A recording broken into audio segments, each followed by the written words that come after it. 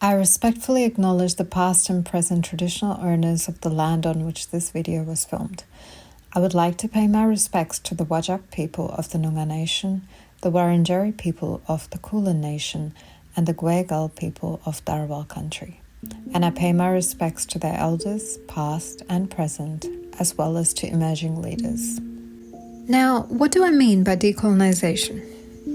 Okay, the 26th of January is termed as Australia Day. It is the day marking the colonisation of this land, or these lands should I say, because there were many different countries within this continent. For the purposes of this video, when I say land, I mean this continent, which consists of many countries. It is a very painful day for the Indigenous communities, the First Peoples of Australia, and an extremely awkward day for the migrants living here. Let me explain. First, the migrant mindset. Wait, actually, I can't generalize that. It is a spectrum, but this is my experience. Now, as a migrant, on one hand, your parents bombard you with culture so that you don't forget where you came from. And then you had to assimilate with mainstream Australia, which was a whole new ballgame. Growing up in the 90s, Perth, Western Australia was not a very diverse experience. So self-whitewashing was at another level. There was added pressure of your South Asian peers calling you a fob fresh off the boat, which is a derogatory term. And what's wrong with getting off a boat, you may ask? Well, it's implying that coming in from a different place and adhering to the homeland culture too much without being whitewashed is shameful. So, as a migrant in a Western country, one tries to be westernized to an extent and edge away from their ethnicity. And then, let me add something else to the mix. Growing up here, we have undeniably been taught by the Western educators, so our thought pattern is conditioned by the West. So, although in Australia you have a battle of trying not to be too Eastern, when you go to the motherland or ethnic land of origin, one starts realizing we're actually different from the people there. Because yes, the Western conditioning is now deep within us. Some would argue that this is a privilege to have both cultures. But I know there are moments when we feel like neither. And you're in no man's land. Okay, so now on top of all of this confusion, there is decolonisation. How does that work? To my knowledge, let me explain. So Australia was colonised by the British in 1788, or the colonisation began at that time. Initially, all of the first people here were disregarded, and now slowly, after centuries, society is waking up and acknowledging the horror that has been inflicted upon them. But would you believe there is still no treaty with the First People and the Australian government? It is quite sad. Hence, a lot of migrants I have personally come across don't want to associate with the colonisation that has happened here and would rather now be Eastern and much rather be termed a fob. Actually, I feel like that term is no longer being used much. Finally, freedom to embrace your ethnic cultures. Okay, so to give you more insight into the Australian climate. Recently, we had an Australian-wide vote on implementing a body called The Voice. The Parliament of Australia had agreed to propose adding a new chapter to the Constitution. There were not many yes votes on this one, sadly, I would say. There were people who voted yes, wanting for the First People to have a say in the affairs of their land. But many voted no, and to my surprise, the reason was not always racism. Two scenarios I found interesting. On one hand, people didn't think that this was going to solve any problems and that the government needed to do more. And this was just a decoy, so people voted no. And on the other hand, there were people who were scared about what the consequences of voting yes would be. Because, to be honest, it wasn't very clear exactly which areas of the Constitution was going to be affected by a yes vote. So, this is the political climate and the environment we live in within Australia. But you might ask, what the hell does this have to do with dance? Undeniably, art is influenced by politics. And art has been a tool to push political ideas for a very long time.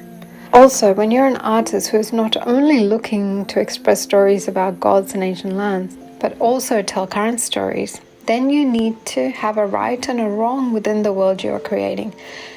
And so it is important to know the politics of the land you're practicing that art upon.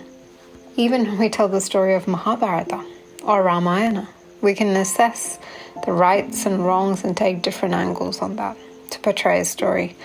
I suppose classical dance becomes contemporary at that point. In Australia, the idea of decolonisation arises among us artists when one does not support oppression or genocide of the First Nations people. But here we are, as migrants, almost like we inherited a stolen car. And it sucks when we can't even really give back the car because we need it to survive ourselves. So, question, how do we empathize and connect with the first people at least? One act artists are involved in is connecting back to the histories of their ethnic origins. One may even attempt to relate their ethnic histories to the first people as an act of vetoing colonization completely. Now, as a part of the Australian social experiment, I made a bit of an effort to explore this concept in my last dance reel, Veera by A.R. Rahman, from the film Ponniyin Selvan.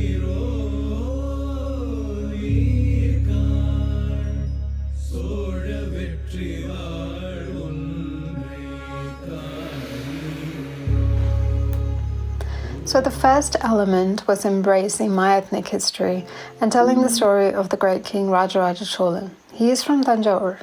My mother's roots go back to this land. Additionally, the Chola Empire spread to Sri Lanka, and so I feel I have a connect with his story. Recently I read a paper by Dr. Uday Dokras, The Trade Routes of Ancient Tamils, which spoke about possible linkages between Tamils and the first people of Australia 4,000 years ago.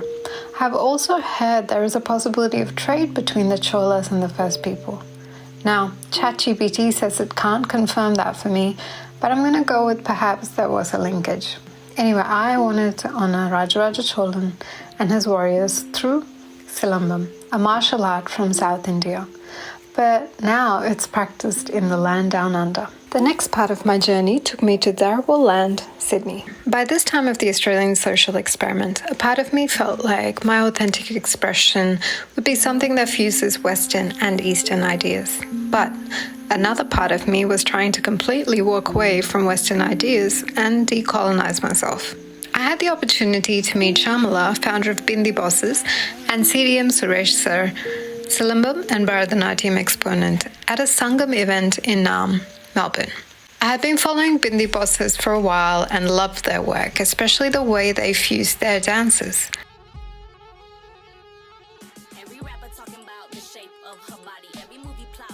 After speaking to them, I wanted to explore decolonization even further. Here are some words from the artist now. So I'm currently speaking from Darug country in so-called Blacktown. However, I usually practice my art on both Dharawal and Darug country in the western suburbs of so-called Sydney, and I'm a movement artist and a martial artist. The type of dance forms I practice at the moment are, Parayatam, I'm probably focusing on the most, which is a Tamil folk art form of learning how to play the pare drum and dance at the same time. I've also been trained in Kuchipudi as well as martial arts, which I'm learning with my guru at the moment, which is called Silambam, which is from Tamil Nadu. And I've also in the past done hip-hop, various Afro forms of dance, and Brazilian samba. I started dancing when I was 4, doing Western dance, so jazz, tap and ballet, but as I got older, I learnt a lot of other different art forms, including Jamaican dancehall, Brazilian samba, West African dance, and my journey's taken me back to my cultural root over time. So when I first started doing Indian dance, it was because white people were asking me to do Bollywood, because that was their idea of what Indian dance was. And because I was working as a dancer, it was a way to get some work as well, so I started off doing Bollywood gigs. However, the way I was taught Bollywood, even though I was taught by other people who had classically trained Indian, in Bharathanatyam. They weren't teaching me the proper names of the mudras, and I wanted to learn from the source. So I left the company I was working with and started on a journey of learning Kuchipudi, which actually links back to my heritage of my mum's side, who's Telugu, and ancestrally from Andhra Pradesh. So I started learning Kuchipudi, but I was always very drawn to folk art forms. So through the process of searching into my Tamil roots, because I'm half Tamil and half Telugu, I wanted to understand a bit more about Silambam, which is an art form practiced in Tamil Nadu with a staff or a stick. And I sought out a teacher in Blacktown named Suresh, who is my teacher for Silambam. And when I started that journey, I then learnt not just about Silambam, but he suggested that I go to Chidambaram to train directly with his brother. And upon going to Chidambaram, I then also learnt Parayatam as well. And the reason I keep shifting through the art forms is I'm trying to get to the source of the culture rather than the fusion or the, I guess, I've learned that classical dance has been very much co-opted by Brahmins and has changed. So my journey as an artist is I want to see the root, I want to see the heart of an art form as much as possible. So that's why I've kept searching deeper. I started doing paid gigs as a dancer when I was 16. So I was very comfortable doing Western style dance at that point, but I was a bit shy to share my cultural dances because it's not something that I grew up doing. It's just something I grew up watching. And when I first started doing Bollywood gigs, I actually felt quite fraudulent because it didn't feel true to my experience of growing up here as a dancer. But as I got older and went on more of a cultural journey through dance, then I got more comfortable sharing my cultural dances and also wanting to learn them. Now I'm extremely grateful and proud to be sharing dance from my cultural roots with society here in so-called Australia. I do think that the appetite has changed, and luckily through Bindy Bosses we get to show that root on our own terms instead of adjusting it to suit what we think white or Western audiences will understand. And I think the more artists of colour unapologetically share their art form in that way, the more space it creates for all of us to show our distinction rather than homogenizing our experience as being South Asian or Indian, showing that this is a Tamil art form, this is a Telugu art form, this is a Punjabi cultural dance, and this is where we've mixed these things together. So yeah, I think there's a lot of work to do still to make sure that we don't all just get lumped together, but by showing our traditional and cultural dances and tying them back to our unique heritages and at least understanding where that comes from, I think that will be where the change lies. I would like to see more people who live on these lands showing us their root and their art form on their own terms. And I think we need to stop watering it down for the greater masses, because it may take longer this way, but this is the true way to truly show where we're from and what we're all about. We can't keep pretending like we're homogenous communities, because these lands that we've settled on were also not occupied by homogenous communities. They were home to hundreds of different language groups, and we also understand what that means, especially being South Asian. There are so many distinctions between us culturally. So I think that's the shift that needs to happen. We need to turn inwards, look and understand our own roots and our own heritage, and grapple with that first before we then try to make it palatable or marketable for wider audiences. That work needs to be done on a grassroots level and a personal level first, I believe.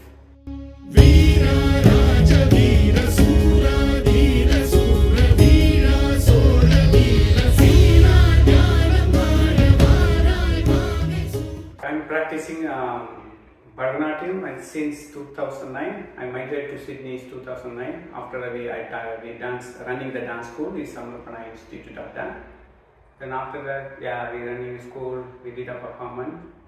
My Silambam experience in Australia is since 5 years, I think. Yeah. In mainstream society, I'm very happy to share my Bharathanatyam and Silambam here because a lot of our community people learning Bharathanatyam and Silambam as well, and also a lot of OZ people they like to learn because I'm taking a dance class in front of my house, sometime in a park.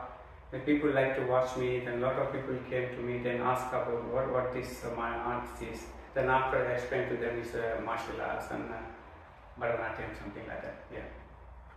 I haven't received any negative reaction, but one thing I need to know that people they don't know about our art form properly. So especially in Silambam, so when they're doing Silambam, they have no idea about the Silambam. They mix it, okay, this is like a karate, this is like a Kalari. The people they don't know, even our Indian people also, they doesn't know that which one is a Silambam, which one is a Kalari, something like that. I need to educate like that. Sometimes I act like this, I feel awkward. I don't know why they came from India, why they didn't know about the Silambam, something like that.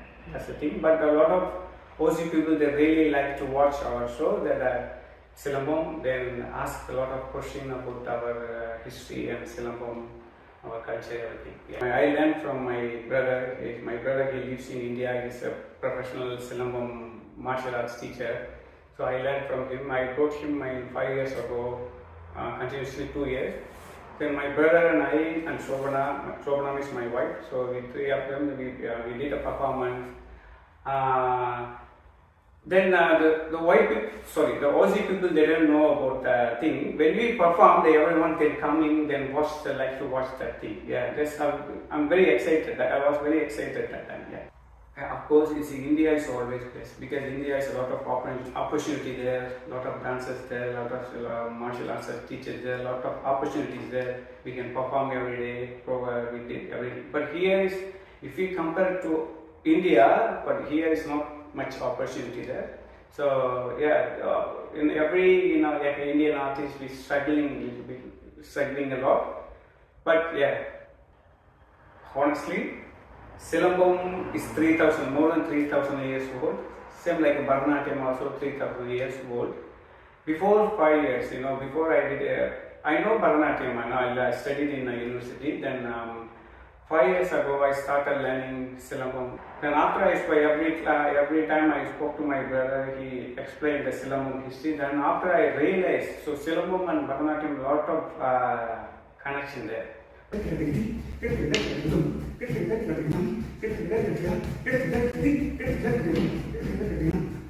Lot of rhythm also there. So lot of meaningful also there. Bharatanatyam we call adavu, like a step. But Silambam also a lot of movement also there. So future I want to do some Silambam and Bharatanatyam to collaborate something. I want to do something like that. But yeah, Silambam and Bharatanatyam is a lot of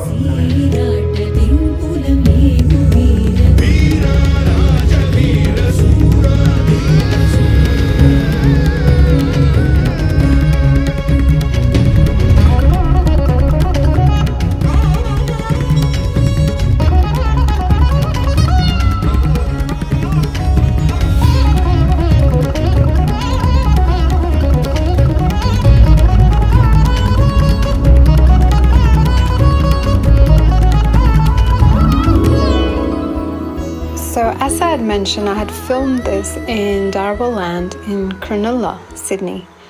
According to Wikipedia, Cronulla is derived from the Aboriginal word Cronulla, hope I'm saying that correctly, which means the place with the small pink seashell. In the dialect of the area's indigenous inhabitants, the Gwegal people, who were a clan of the Darwin tribe, they inhabited the southern geographic areas of Sydney. You may have noticed, as I've created these reels, I'm also trying to learn a little more about Australia's land and its many people. I actually went into this not knowing what to expect, but when I started to film, the whole experience I had with CDM, Suresh and Shyamla was harmony and connectedness. There was a synchronicity between them and their movement, producing a serenity with the environment around them, from the breeze to the energy among the trees, the water and the land. To add to all this, the beautiful sound of Tamil and Rahman Sir's music. It was quite an experience for me, And so I was so excited about it all that I was willing to take some risks that I would never have done. Thankfully, no one, including me, was hurt during the filming of this dance reel. I'm really grateful to have had the opportunity to create with them and hope to explore Silambam more in the future. The thing is, though, I was able to connect to Australia without the juxtaposition or that fusion I was looking for. I mean, our culture in Silambam fits so perfectly with this land. When I saw the artists in nature, they blended with the surroundings so well. I think, of course, all ancient cultures and Eastern cultures and nomadic tribes worked with the land and not against it. So, of course, their movement too would have had that harmony. It wasn't until the Industrial Revolution that the harmony with the planet got thoroughly disrupted. Recently I had the opportunity of going to a Noongar wonderland here in Boorloo, where I was able to experience some of the culture of the Whadjuk people of the Noongar Nation here. I was mind blown as to how simple but ingenious their way of living was. We think the greatest civilizations were the ones that built up and beyond the land. But in all my exploration, and in my opinion, the greatest civilizations are the ones that live close to the land. So, in this part of the Australian social experiment, there I stood, decolonized, and feeling quite authentic, mixing a piece of my past with this land. In our upcoming episodes of the Australian social experiment, I will be talking more about King Raja Chola and the choreography that I've done in the dance reel Vera. And I'll be talking to a few other lovely dancers. Oh, we have much, much more to cover. I look forward to sharing it with you. See you again soon.